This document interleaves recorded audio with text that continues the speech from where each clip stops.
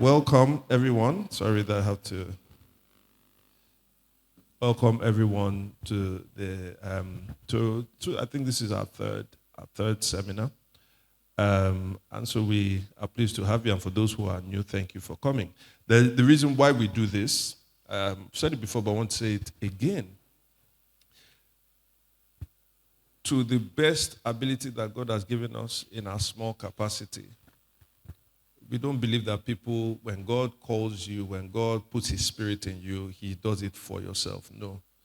The mission of God was never for one person. The mission of God was to change an entire world. That's what the mission of God is, to change the world in the person of Jesus Christ.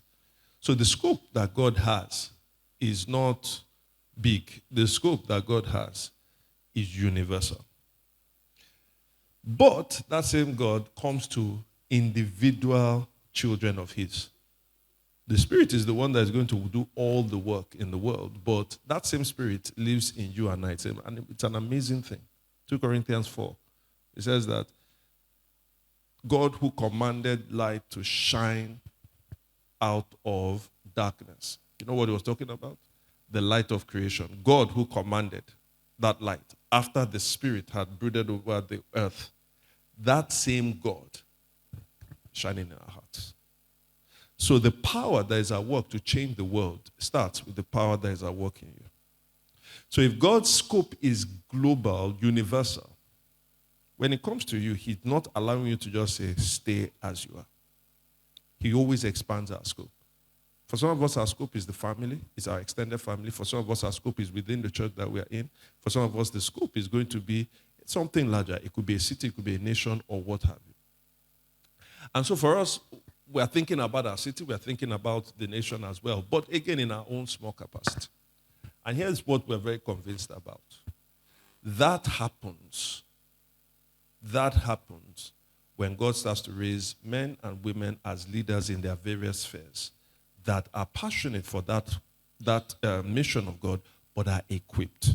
So what this really is, these seminars are equipping for leaders in ministry, frontline ministry, but leaders also who are in ministry but in what we call the secular space of the world. We want to equip us as children of God to be able to lead in those spheres in the best way possible. Somebody say amen.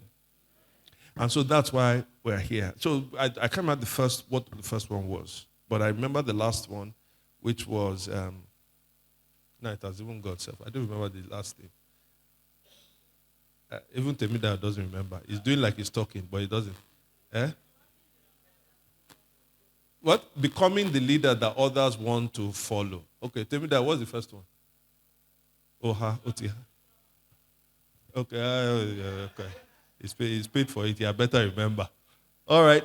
Now, today we want to talk about something else. This one is really exciting for me. We want to talk about exemplary leadership for the long haul, or that is long-lasting impact. So we are not talking about impact that is just momentary. We're not talking about impact that is now. Too often we think too short term. What God wants to do, God is saving you for eternity. So when God is doing a project, God is thinking the longest impact. So when He calls you and I, He is not trying to do something in us for a month. You know, we like to say, God, do a new thing in my life, do a new thing. And you're always looking for new things every single day. The problem is if you are looking for new things every single day, that means you think that the new thing God is doing for you is only meant to last a day. But God is actually calling us for long-term impact. Now, the point is this. The people who can make long-term impact are those whose lives are worthy of imitating. Can I say that again? The people who will make long-lasting impact are people who now, already, their lives are worthy of imitation. That's what it means to be an exemplary leader. Just look up with me. I don't even want you to take too many notes. You know, some of us, this is not dictation class. All right? So take notes, but I think everybody's just writing too much. But listen to me. You are not a leader if nobody follows you. If no one follows you, you are not a leader. Now, I always say the first point of leadership is leadership of yourself. So if yourself is not following you, you are not a leader. All right? But you move from that to people following you. Jesus says, follow me and I will make you fishers of men. But here's the thing. People can follow you, but why do they follow you? People follow Jesus because Jesus gave them a Titus sandwich. Do you remember the Titus sandwich, right? They were all hungry, they followed, and one boy had bread and fish. They put it together. The Bible didn't say there was butter, but me, I know there was butter. All right? The apostles brought butter. So they mixed the sardine, they mixed the whatever, and they spread it. All right? So people, when the next day came, they started looking for Jesus. At that time, Jesus was not giving bread and fish. What did he do? He started teaching. They left. That means they were following Jesus not for who Jesus was. They were following Jesus for what Jesus could give them. People follow people for different reasons. Exemplary leadership is this. People follow you because they've seen your life worthy of imitating. They follow you because they've seen something in you. They say, I want to be like that. That's exemplary leadership. Paul was an exemplary leader. How do I know Paul was an exemplary leader? Exemplary leader? Well, because of two things he said. Here's how you know Paul was a good exemplary leader that I think we should be able to follow.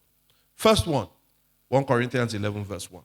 He says, follow my example as I follow the example of Christ. Did you see that? Follow my example. I'm an exemplary leader. Why? As I follow another example. In other words, Paul is saying he's worthy of being followed because he follows the ultimate exemplary leader.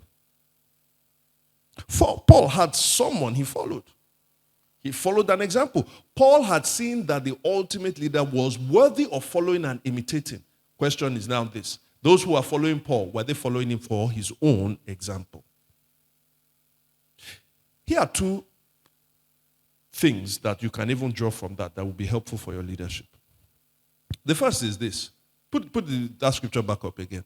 Follow my example as I follow the example of Christ. A word that is not there, but is implicit, is leader. Follow me, follow my leadership as I followed Christ's leadership. Can you see? So leader is there. But one that is explicit there that you cannot mistake is what? Follow. In other words, the first lesson of exemplary leadership is exemplary followership. You cannot be a good leader if you've never followed, if you are not a good what? Follower. Follow my example as I too follow the example of Christ. Now, if you want to do that, let me tell you two reasons why followership is important. And these are two leadership reasons that are interrelated. The Christ that Paul followed teaches us something in what we call the incarnation. That is, God became a human being. And we see this in Hebrews 4, 15 and 16. Look at Hebrews 4, verse 15 and 16. It says, for we do not have a high priest who is unable to empathize with our weakness, but we have one who has been tempted in every way, just as we are. Yet he did not sin. Just keep 15. Yet he did not sin. You see that word there? Empathy. Empathize. What does that mean? It means to enter into someone's shoes, to feel what they are feeling, even though you are not experiencing what they're experiencing. So what Jesus did is God came to experience what we're experiencing by becoming like us. Are you following me? Now here is the advantage. If you are that kind of leader that follows, if you are that kind of leader that does that, what happens if you're a follower before you're a leader is this. You understand the mind of other followers. Too many leaders are disconnected from the followers. Why? Because they were never like the followers. So when we become followers, what happens is we understand the mindset, we experience the mindset or the life of those who we eventually will lead. Many leaders, people say they don't care. What they do is that they always care about being right. They don't care about me. A pastor called Craig Groeschel says this. He says, people would rather be led by a leader who cares than a leader who is right. But you cannot care if you are not what? Following. You didn't understand them. That's why Paul said to the Thessalonians in 1 Thessalonians 2, he says, I became like a child. I dwelt as a child among you. Among you. Remember the incarnation? He says, the beginning was the Word was with God, and the Word was God, and the Word was made flesh and dwelt among us. When you follow, when you are among the followers, and you to learn how to follow, before maybe God brings you to a place of leadership, if you follow properly, you understand the mindset of followers. And the second reason that is interrelated to that is then you understand how to empower or inspire the followers because you understand their mindset. Are you following me? Look at Hebrews now 5, that's Hebrews 4:16. After he gave us the first one about empathy, look at verse 16. It says, let us then approach God's throne of grace with confidence so that we may receive mercy and find grace to help us in the time of need. Because he has empathized with us and he understands us, now we can approach Jesus and Jesus can give us the grace and mercy we need. Why? He understands us. So when you're a good follower, you end up becoming a good leader. Because then you understand the mindset, but not just understanding the mindset for understanding mindset. You understand the mindset in a way that makes you impact them. Amen? So Paul says, follow me as I follow Christ. He understood followership. And that's why he was a good exemplary leader. A second thing Paul then says that I think is important for this theme, why I say he's a good leader to follow, is Paul says in 2 Timothy 4, this is a very popular one, 2 Timothy 4 verse 7, he says, 2 Timothy 4, no, sorry, not 17, verse 7. 2 Timothy 4, verse 7. I have finished the race. I have fought the good fight. I have finished the race. I have kept the faith. I have fought the good fight. I have done what? Finished the race, and I have kept the faith. What is Paul saying here? He's saying that in his life and his ministry, it was a thing it was a long-term issue. You don't start a race. I don't care, even if it's 100 meters race, right? There is a distance. Paul said, but even though he was talking more like marathon, Paul was saying, this thing, I have run it. I have fought it, this war. But I was faithful. I kept the faith. It's not just that I remained a believer. It's I remained faithful. In other words, Paul was not trying to be exemplary for a moment. He was trying to be exemplary for what? The long haul. But I want you to see something there. He said, I have fought the good fight. I have kept the faith. You know, it's possible. I said people follow you for different reasons. If you are just charismatic, you know, charismatic leaders make the best cult leaders. You know that? Nobody follows a cult leader that is not charismatic. So people can follow you for your charisma. Why are they following you? That's the question. Are they following you for things that just excite them, or are they following you for things that will make a long-lasting impact in their lives? I kept the faith. And so when we think about exemplary leadership, this is what I want you to think about. Faithful longevity. Someone who is faithful for the long haul. If you are faithful for the long haul, initially you may not see the kind of followership you want. And maybe you may not even meet the definition of followership that the world sets. I can assure you, God is my witness. If you aim for faithful longevity, people will follow you. You know why?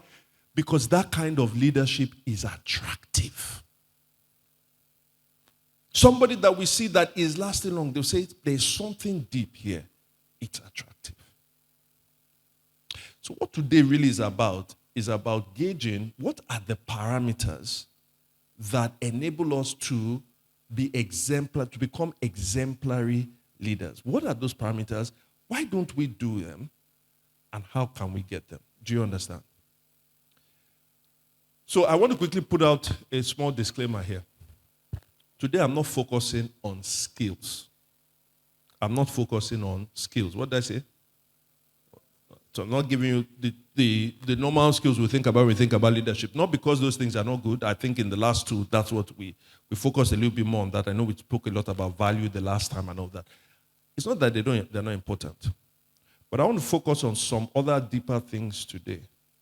Really, I really want to focus on our emotional and our spiritual character. Our emotional and spiritual character. Because when I think long term, those are the things that anchor you, not skill. If it's your preaching, or if it's your speaking, communication, if it's your charisma, all of those things can get you somewhere. There's a guy called Samson. Go and read about him in the Bible. But if you want to last long in a way that people follow you, your emotional and your spiritual health is of great importance. Let me give you 2 reasons quickly. 2 reasons. One, I'll call it Wikipedia. The other one, I'll call it a funeral. Wikipedia. How many of us have heard of Wikipedia? Wikipedia, how many of us? Thank you.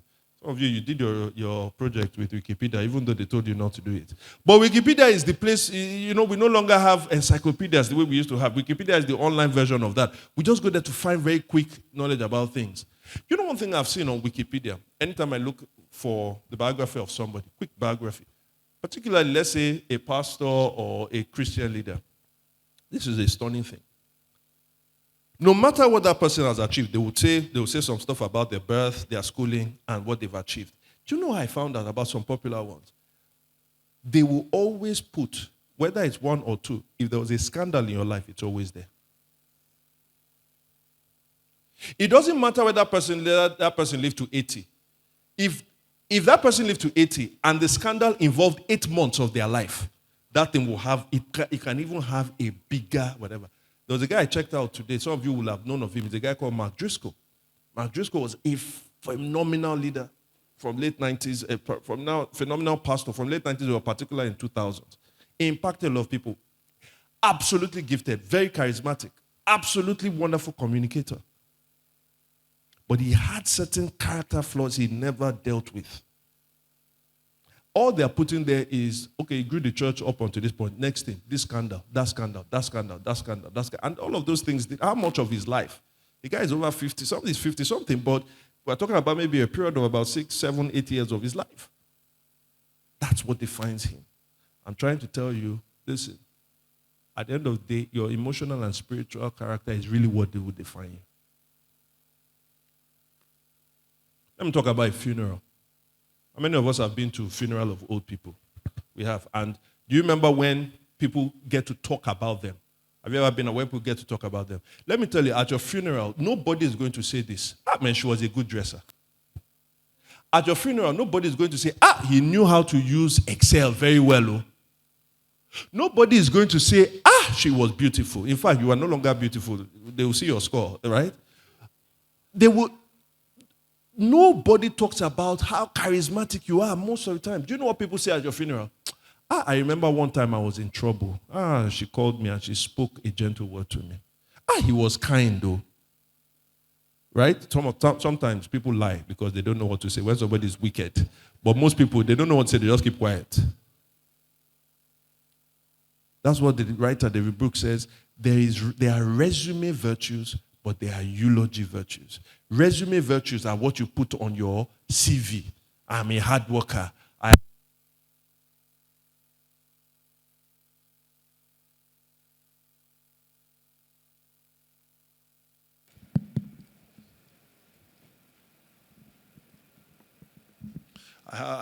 a hard worker. I am, some of those nonsense that we used to write. I see myself 5 years. You say, in 5 years, I see myself as, there's no 5 years to see yourself. You are laying down there. In 5 years, you will still be where you are, under the grave. What happens? That's your resume virtues. You put your skills. But your eulogy virtues are what people say about you at the end. Generous. Knew how to control himself. So, when we think about leadership that is exemplary for the long haul, that's why we have to focus on our spiritual and our emotional health. Amen? Okay, I hope in that short time I've been able to convince you and not confuse you that we are looking at that. So now, with that in mind, we are going to do an exercise because we can't talk about it without knowing where are we. And I want everyone to participate in this, everyone, including the music people, all of you should participate in this. Now, for those of us who can do it using computers or smartphones, right, they will put the link, they will put the QR code, all right? Can you just indicate now if you need a hard copy? Hard copy. All right. Hard copy. Can we start to distribute? Gloria, distribute to them hard copy. Now, when they give it to you, just put it on the table. Just put it on the table. Don't look at it. I want to see who is going to disobey me. Just put it on the table. Don't look at it. In fact, turn it around. Just put it on the table. Don't look at it. Because the problem is we always mess up with instructions. Just put it on the table. Don't. There's somebody at the back. There's some people at the back. Do we have enough? Okay. And for those who have gotten the code, don't yet start anything. I need to give you the instructions. Who does not have that needs? Who doesn't have that needs? Okay. I hope you have pen. Don't look at it. Thank you. I got you. Last person. Now, here's what I need from you. Number one, everybody put your right hand up. Put your left hand on your chest. Say after me, I promise to be faithful, loyal, and you shall be faithful. You said it, not me. You promise to be faithful, loyal, and so you are faithful to God, that you are loyal to Renew, and you are honest to the script. All right? Don't choose what you would like to be. Don't choose what you would like to be. Don't choose what you have imagined yourself to be. Right? Don't look at the script here too. Choose what best describes you. Okay? All right? You have already made that pledge. Rotimi, are you looking at the... You didn't hear that instruction? Instruction. That's our... See, if I was the president of Nigeria, I know how to solve Nigeria's problems. It's just instruction. Follow. Instruction. Idiagbo tried, but Idiagbo didn't do well. If it's me, hey. All right. You choose exactly what represents you, not what you would like to be. Second, now you can do that because we're not taking names. We're not taking names, so we're not going to be able to spy on you, okay? For those who are doing it online, you will put in your email address. For those who have it here, you write your email address, and there's a reason I'll say that. You are still going to take it back with you. You're going to take your email address. Okay? That's number one. You have to be honest. You have to put your email address. Okay, number two is this. There are a number of questions. There are almost 30, but they are divided into 7 groups. They're divided into how many groups? 7 groups. The first and the last have 5 questions. All others have 4 questions. The first and the last, number 1, number 7, have 5 questions. All others have what? 4 questions. Okay? All right. Now, when you are choosing your answer, not for those who are using online. Those you online, just click the right one. But those who are here, just circle the number. Circle the number or circle the option that you best describes. Okay? You are going to have hardly ever agree, hardly untrue, hardly ever true. Okay, you can see it. People can see it. All right? So you choose all of that. Now, when you are finished, and this is crucial. This is crucial. For those who are using paper, when you are finished, you have to immediately indicate, right? Indicate to people there. They will take it, they will input what is there, and then they will give it back to you. No, they'll put it on a table. You can go and find it on that table. How do you know which one it is? Your email address. All right? Does it make sense? Does it make sense? Okay. Before you submit, though, I need to give you one more instruction. I need to give you one more instruction before you submit. You're going to do something for me. You're going to do some addition. But don't worry about that. Let us start now. You have 15 minutes to do them. That means 2 questions per minute, but I think you can do more. 2 questions per minute. Be honest, eh? Be honest.